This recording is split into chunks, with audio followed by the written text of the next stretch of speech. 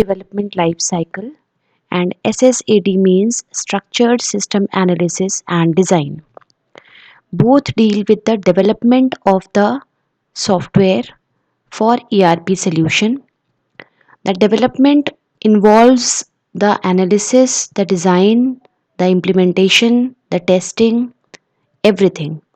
So we start with the System Development Life Cycle, or the SDLC, or SSAD, Structure System Analysis and Design. SDLC includes a systematic approach of planning, designing, and creating an information system for organizations. It is often better to have a structured methodology to avoid mishaps and coordinate the design and development tasks properly among the members of a large systems development team. What is the system approach? Basically, complex problems are broken up into smaller, manageable problems using a system hierarchy and then developing solution for each problem within the hierarchy. Later on, these individual solutions are integrated into a bigger solution because it was a solution of a bigger solution, bigger problem, which was broken up into smaller problems. So this is known as modular approach, where we partition or distribute a bigger system into smaller manageable systems, and each module may be assigned to an individual team. You might have heard that people say that I'm working on a project, I'm working on a module of a project. So it means that a bigger problem statement has been broken down into smaller manageable modules.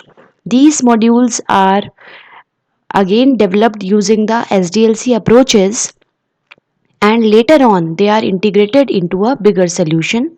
This is known as a tree structure. You can presume it as a tree structure where the root is distributed into branches and then leaf nodes, and later on these are integrated to form a bigger root. The traditional SDLC methodology, it starts with investigate, analyze, design, implement, and then maintain. Investigate means we are starting with a feasibility study. What is a better solution for the organization who is developing the system and for the customer or the client who has given the problem statement? Analyze means that the developer or the analyst goes to the client and takes his requirements, and he tries to chalk down the requirements in easy steps so that it can be developed well by the designer. Then this report goes to the designer, which is known as the software requirement analysis, or SRS document in terms of computer science. And then the designer develops designs. He tries to visualize the designs, and these visualized reports in the form of software design document, or SDD, are passed to the implementation phase. The implementation phase is responsible for coding the software, and then the testing phase begins. The testing phase begins along with the coding, which is known as unit testing. And then when this unit testing is completed, then the modules are tested by individual testers, and then the test report is sent back to the coder so that he may rectify the errors which are faced by the tester. Then after this whole process is done and the software is not resulting into any more bugs, then it is passed to the implementation team, and implementation team goes and implements the software at the end user site, means the customer's site. Customer may be the organization, the various machines which are being utilized in the organization. There may be any stakeholders like the clerks, the accountants, the managers, everyone. So it is implemented in the form of executable files on the systems of these all stakeholders. And once the implementation is done, then the system comes into the real life and it starts functioning. Then the maintenance phase starts. Maintenance phase has again a particular deadline. Like if we purchase a hard device like a refrigerator or a washing machine, then we get a maintenance or a warranty period of 1 year. Similarly, in case of softwares or ERP solutions, you get a maintenance phase that may be 3 months, 2 months, 1 month, or 1 year as well. It depends on the developer how much maintenance he is able to provide. This maintenance depends on the market analysis as well, that whatever software is being used for the development, they may be outdated. So the maintenance phase in terms of software cannot be kept very long because the softwares keep on changing rapidly. The version of the software also keep on modifying, so we cannot keep a software maintenance phase very long. So this is how the SDLC methodology proceeds. This is the approach of SDLC. Whatever I said, system integration, it starts with system integration where the feasibility study of the system takes place. It determines whether the business problem or opportunity is feasible or not. It determines whether a new or improved information system is needed or not. Then, if it is needed, then will it be cost effective or not?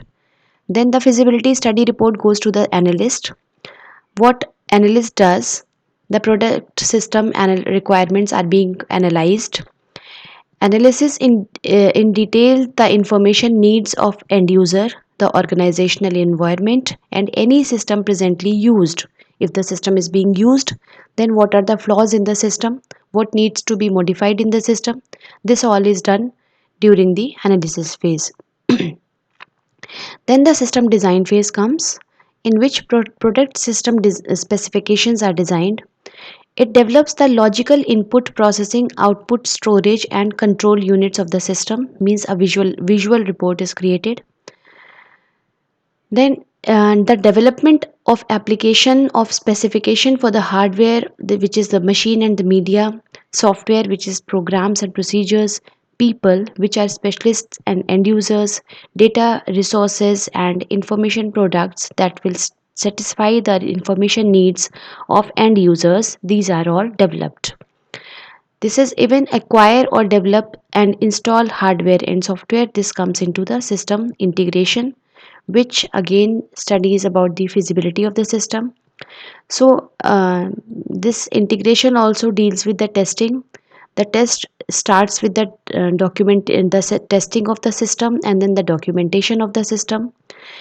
Then the system development, the system implementation phase comes, in which the training is also there, where the people are trained whether how to use the system. It is converted to a new system. If the existing system is there, then it is converted to a new system.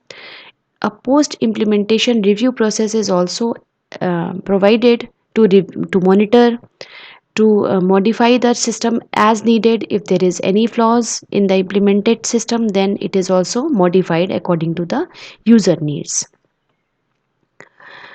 The SDLC approaches are two types, which we are studying for ERP systems. Though there are many approaches, but we are focusing on two approaches, which is prototype and second one is end user development. What is prototyping? As the name suggests, prototype means a small model is developed, a quick model is developed, a quick software is developed, and it is handed over to the customer to utilize. Then the customer uses the system and he tells the review, he tells the feedback. So the what does the developer do? He modifies the system again according to the feedback taken from the customer, and then this modified software is again given to the customer. The customer again utilizes this, and then when he is satisfied that yes, now this is the final system that I needed, then it is reported to the developer. Now the developer goes on with the SDLC life cycle, means he will again take the requirements and he will write down the requirements, he will develop a fresh nice design, and then the coding phase reduces because it has already been done in the prototype. There are two approaches of the prototype. One is the evolutionary prototype and the other one is the throwaway prototype. What happens in evolutionary prototype? If you think that whatever I will develop as the result of the prototype, that would be the part of the final system, then you have to do it with full enthusiasm, with full awareness that you should not make anything wrong, or anything should not be misleading, anything should not be confusing, because it is going to form the final software. Second is the throwaway prototype.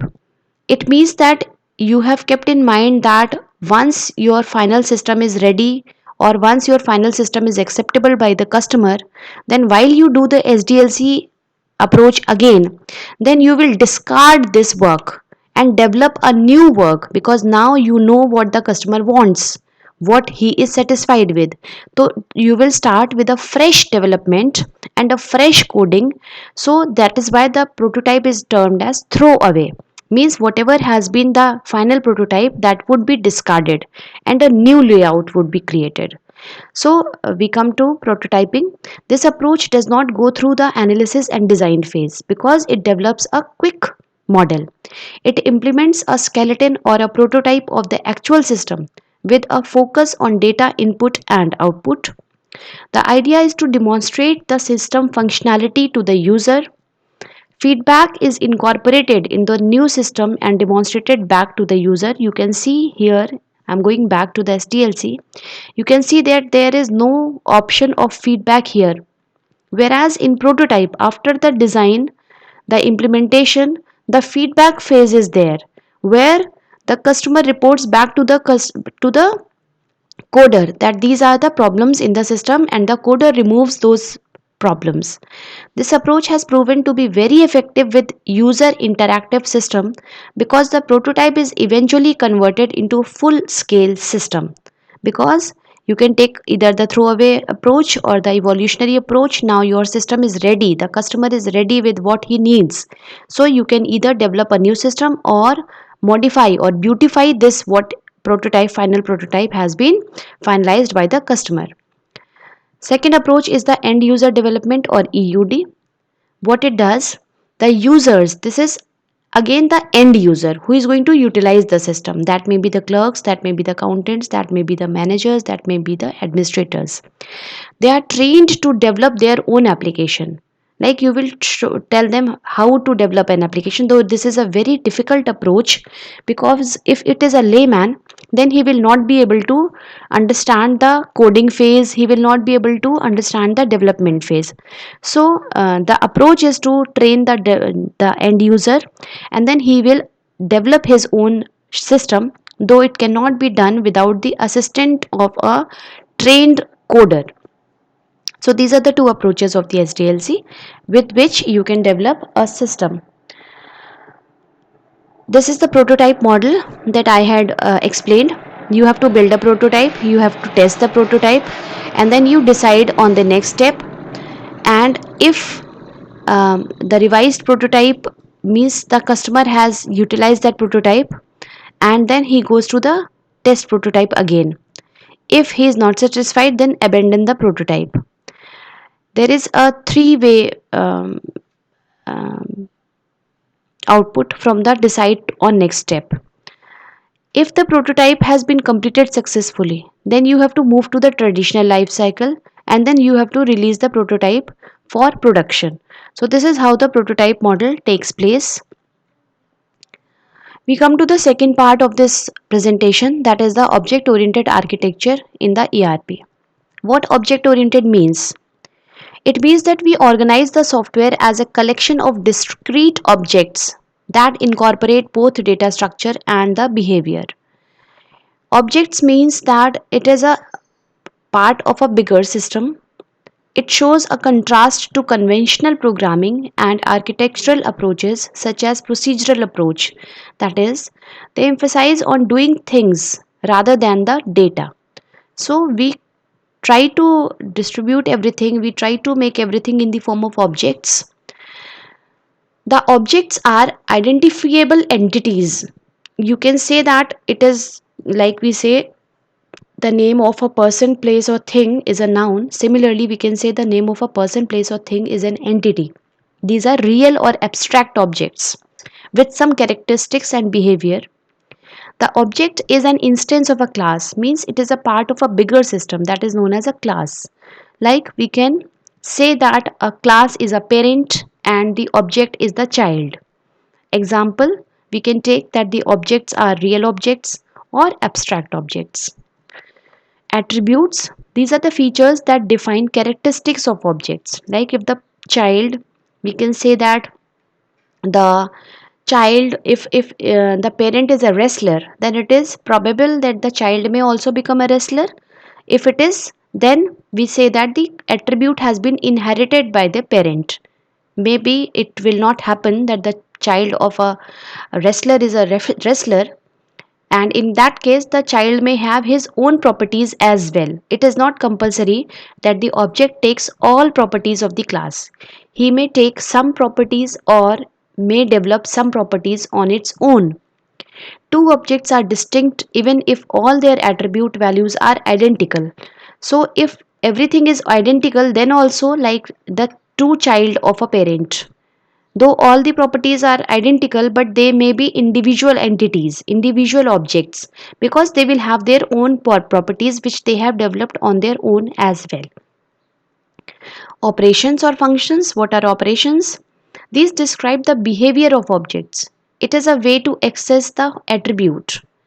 A function is a combination of instructions that are combined to achieve some result. It is independent and not associated with a class. Means the function can be independently developed for an object. In object oriented programming, it uses a number of core concepts like abstract, encapsulation, inheritance, and polymorphism. We'll come to each of these in the next slides. What is a class? It is a group of objects that share common properties and relationships. Like boys and girls, they are having some common properties and common relationships. So these are the objects of a bigger class that may be a parent. The characteristics of object oriented architecture. Identify. It means that the data is quantized and into discrete, distinguishable entities called objects. Examples we can take that a document is made up of a paragraph and paragraphs are made up of lines. So these are having identical structure. Classification. These are objects with same data structure and are grouped into a single class. Like we can say that classification on a gender basis. We have classified all males into a single class and all females into a single class. So the classification is based on common properties. Polymorphism. Polymorphism means the ability of a data or a message to be executed in more than one form. Like we can take a case that A and B are two objects of a class integer. I hope you understand integers because you are mathematics students. Integers are real numbers. If A is having the value 1 and B is having the value 2, then A plus B equals to 3. Suppose we take another case. A and B are objects of a class character. Means A is a character and B is also a character. If we combine A plus B, then it will bring out AB as a string. You might have seen simple C programs. This is my first program, or A is representing hello and B is representing world. And when we combine A plus B, it gives output as hello world. So here the plus operator is showing the same operator, but the results are different in both the cases depending on the input that you have given. So this is polymorphism, that the behavior of an object or data or message can be executed in more than one form. Inheritance. Inheritance means the capability of one class or thing to inherit properties from other class or thing. The class which is giving the property is known as the subclass, and the superclass, and the class which is inheriting the property is known as the subclass. It can be again the parent and the child relationship. The child is inheriting the properties from the parent, so the child is the subclass and the parent is the superclass. So this is known as inheritance. Abstraction.